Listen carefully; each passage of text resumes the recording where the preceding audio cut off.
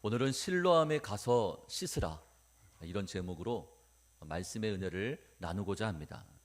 오늘 본문 말씀에 보면 예수님께서 길을 가실 때에 태어날 때부터 앞을 보지 못하는 그 한 사람을 만나게 됩니다. 그때 제자들이 예수님께 물었습니다. 선생님, 이 사람이 앞을 보지 못하는 것은 누구의 죄 때문입니까? 자기의 죄 때문입니까? 아니면 부모의 죄 때문입니까? 그러자 예수님은 다음과 같이 제자들에게 말씀하십니다. 3절에 있는 말씀이죠. 우리 말씀 같이 읽습니다. 예수께서 대답하시되 이 사람이나 그 부모의 죄로 인한 것이 아니라 그에게서 하나님이 하시는 일을 나타내고자 하심이라. 그 누구의 죄 때문이 아니다. 그에게서 하나님이 하시는 일을 나타내기 위해서 그는 나면서부터 앞을 보지 못한 것이다 라는 말씀을 들려주십니다. 그리고 나서 예수님은 흙에 침을 뱉어서 진흙을 만드셨습니다. 그것을 맹인의 눈에 발라주시면서 말씀하셨죠. 실로암에 가서 씻으라. 맹인은 그 말씀 앞에 즉시 순종하였고 결국 그는 앞을 보게 되었습니다. 놀라운 기적을 맞이하게 된 것입니다. 먼저 오늘 본문에서 저희가 주목할 말씀은 3절이죠. 3절을 쉬운 성경으로 제가 한번 읽겠습니다. 예수님께서 대답하셨습니다. 이 사람이나 그의 부모가 죄를 지어 이렇게 된 것이 아니다.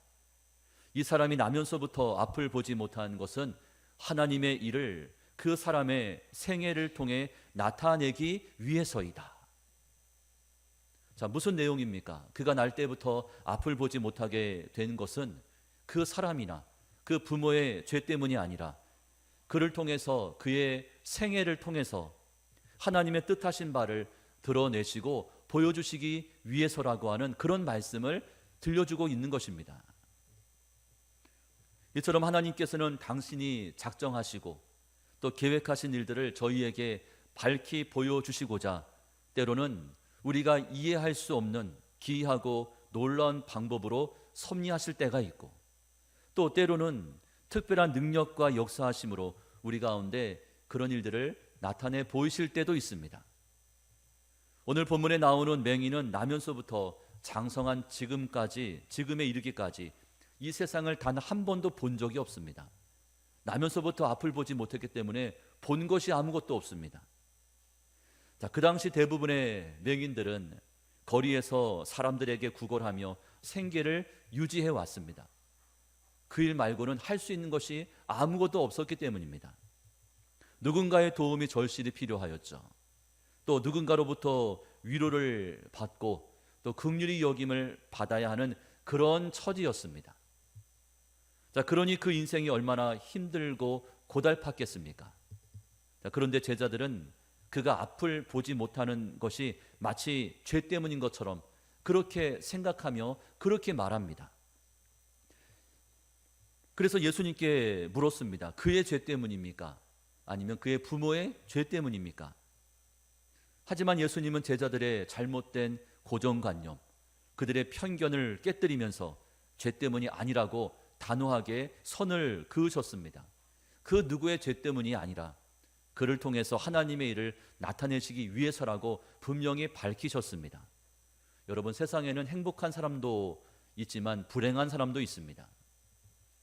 또 건강한 사람도 있지만 힘겹게 투병 생활하시는 그런 분들도 우리 주변에 많습니다. 오늘도 육신적인 연약함 때문에 교회 나오지 못하고 가정에서 예배를 드리시는 분들이 계시지 않습니까?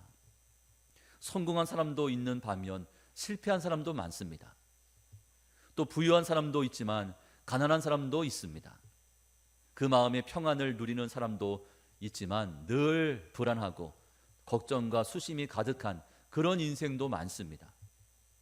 여러분의 삶은 어떻습니까? 여러분의 형편은 어떠합니까? 여러분, 인생에 문제없는 인생은 이 땅에 존재하지 않습니다. 여러분, 행복하다가도 불행해질 수 있죠. 성공적으로 잘 살다가도 한순간에 꺾일 때가 있습니다.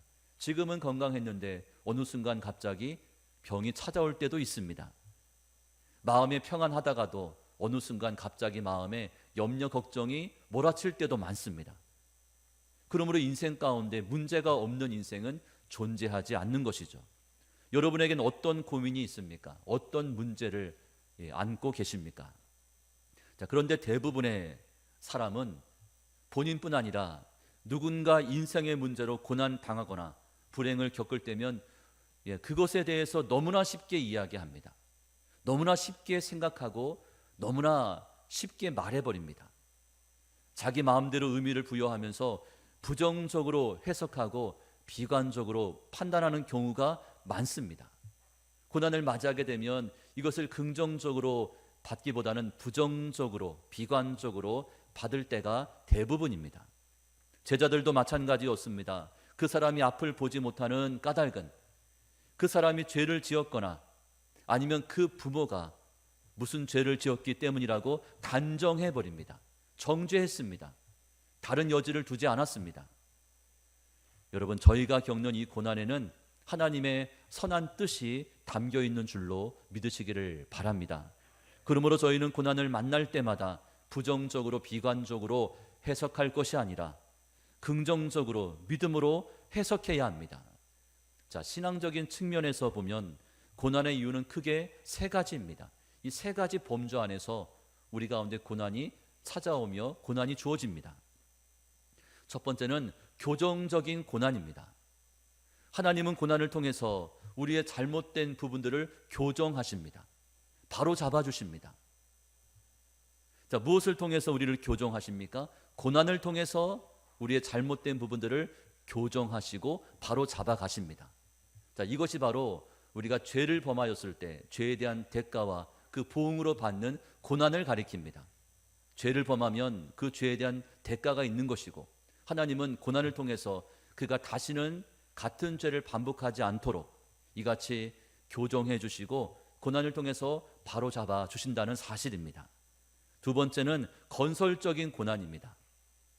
조개가 모래를 품고 고통을 감수하면서 참고 인내하다 보면 그 모래알이 결국 진주가 되는 것처럼 하나님은 고난의 과정을 통해서 우리의 신앙과 우리의 인격을 다듬어 가십니다.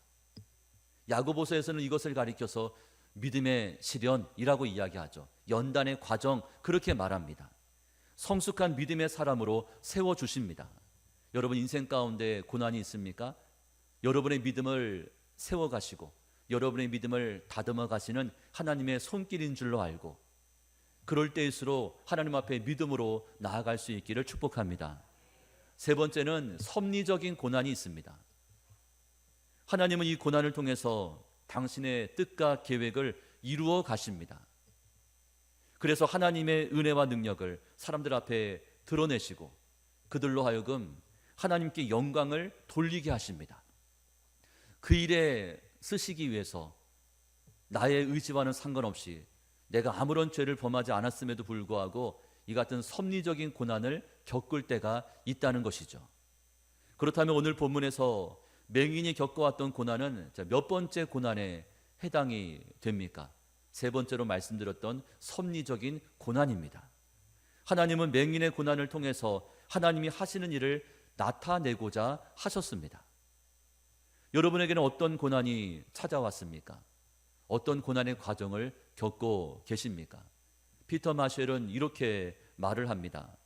만일 고난을 통해서 더 큰 축복을 얻게 하시려는 하나님의 특별한 계획이 아니라면 하나님은 우리에게 그 어떠한 고난도 허락하지 아니하신다. 자, 무슨 의미입니까?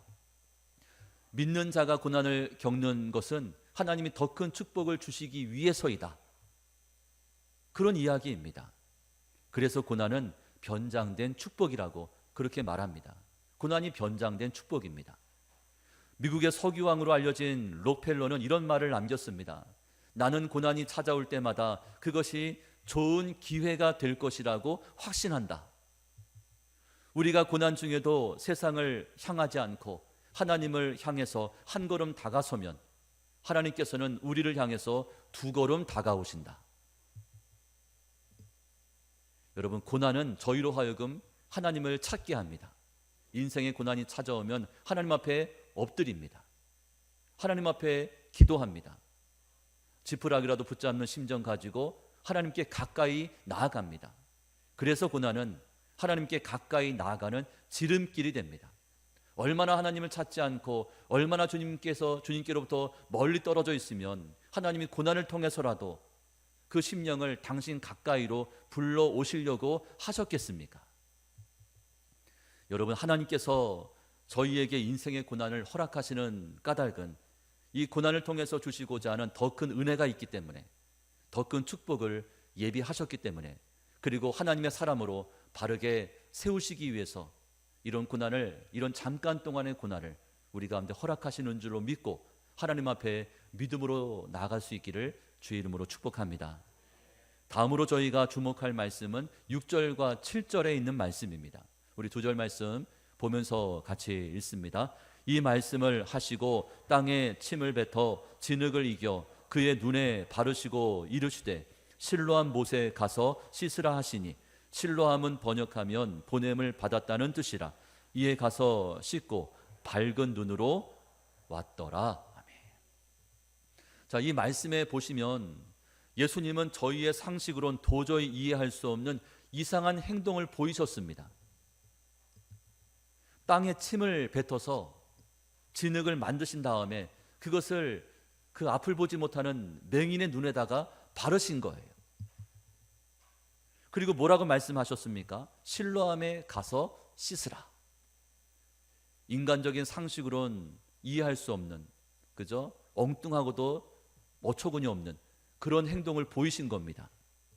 여러분, 예수님께서 바로 그 자리에서 그저 말씀으로 그 눈을 낫게 할 수도 있었지만, 하나님은 그 자리에서 말씀으로 아주 쉽게 그 맹인의 눈을 고쳐주지 않으셨습니다. 자, 왜 그렇습니까? 여러분, 너무나 쉽게 고침을 받으면 그 은혜를 금방 잊어버립니다. 금방 까먹습니다. 이스라엘 백성들이 출애굽할 때 홍해를 건너갔습니다. 옆에 물기둥이 세워지고, 그죠? 수렁 같은 그 강바닥이 단단한 바닥이 되어서 그걸 밟고 지나갔습니다. 놀라운 기적을 경험했습니다. 그리고 3일 만에 다시금 불평합니다. 여러분, 기적을 맛본 그 백성들, 그 기적을 늘 기억하면서 감사할 거라 생각하지 마십시오. 한순간입니다. 그래서 하나님은 자, 무엇을 요청하십니까? 번거롭지만 실로암 연못에 가서 그곳에 물을 가지고 너의 눈을 씻어야 한다. 그렇게 명하신 거죠. 그에게 순종의 믿음이 있는지 그 믿음이 없는지를 시험하시기 위해서 이같이 요청하셨습니다. 자, 그런데 맹인은 예수님의 이 말씀 앞에 어떻게 반응을 보였습니까? 즉시 순종했습니다. 예수님께서 자신의 눈에 진흙을 바르실 때에도 순종하였죠. 여러분, 침을 뱉고 그것을 진이겨서 진흙을 만든 다음에 그것을 눈에 붙였을 때, 아니 뭐 하는 겁니까 주님, 더럽게 이거 왜 자꾸 눈에 붙입니까? 그렇게 반응한 것이 아니라 그저 순종했습니다. 그리고 실로암 연못에 가서 씻으라고 명하셨을 때에도 그대로 순종합니다. 아유 주님, 앞을 보지도 못하는데 거기까지 어떻게 갑니까? 이러쿵저러쿵 말이 없습니다. 실로암에 가서 씻으라 명하셨을 때 그 앞을 보지 못했던 그 맹인은 그대로 순종을 합니다. 여러분, 앞을 보지 못하는 그 사람이 예수님 말씀에 순종한다는 것, 생각만큼 쉬운 일이 아닙니다. 앞이 안 보이거든요. 앞을 볼 수 없는 그 눈에다가 진흙까지 발라놨으니 얼마나 암담했겠습니까? 더듬거리고 비틀거리면서 실로암 연못까지 찾아가는 그 길은 상당히 험하고 위험한 길이었습니다. 결국 실로암에 도착한 맹인은 예수님 말씀대로 그 연못의 물에 자신의 눈을 씻었습니다. 자, 그때 맹인이 눈을 뜨는, 그 눈이 떠지는 이 같은 놀라운 기적이 일어나게 되었습니다.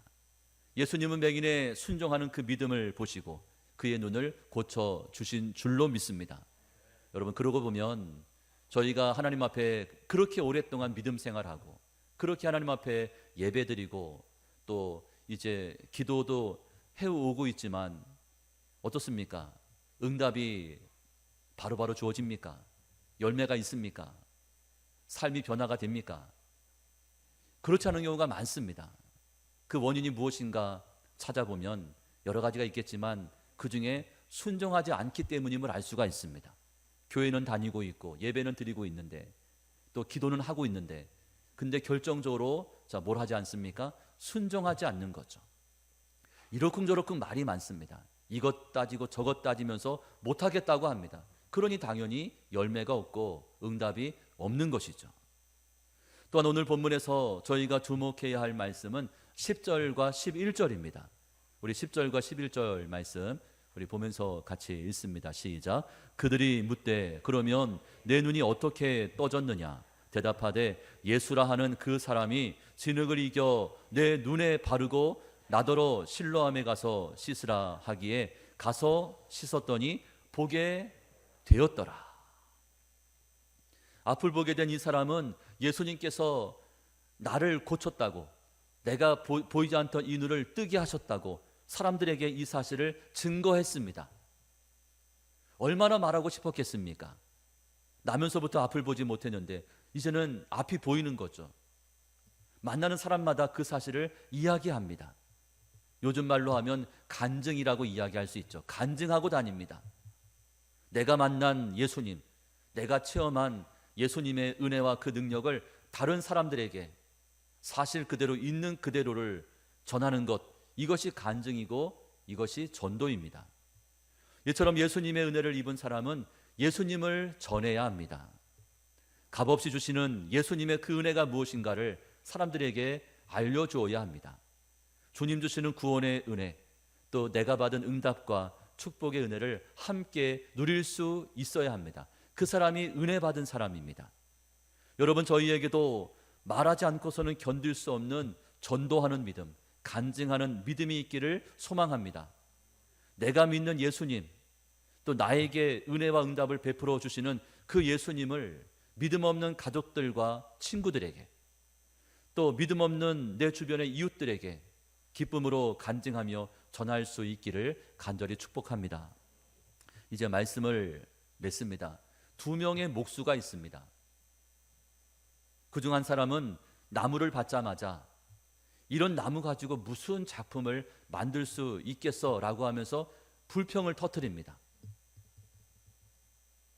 나무를 탓하는 것이죠.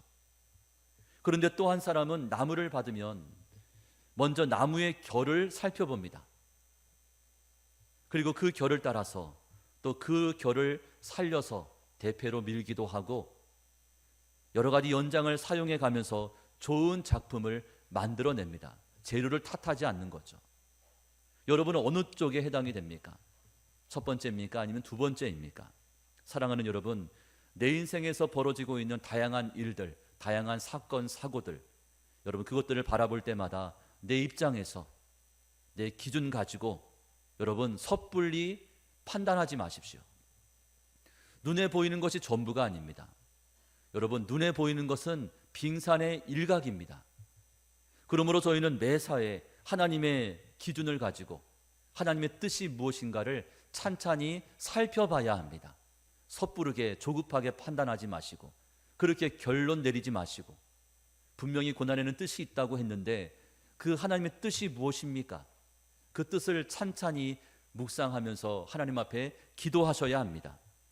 그런 다음에는 설령 지금 나에게 유익이 없어 보이고 또 이해가 되지 않는다 해도 하나님의 말씀 앞에 즉시 순종해야 합니다. 바라기는 하나님의 말씀 앞에 즉시 순종하심으로 실로암의 축복이 나에게도 임하고 또 실로암의 기적과 응답을 나도 받아 누리는 이 같은 놀라운 믿음의 삶이 다 될 수 있기를 주님의 이름으로 축원합니다. 아멘.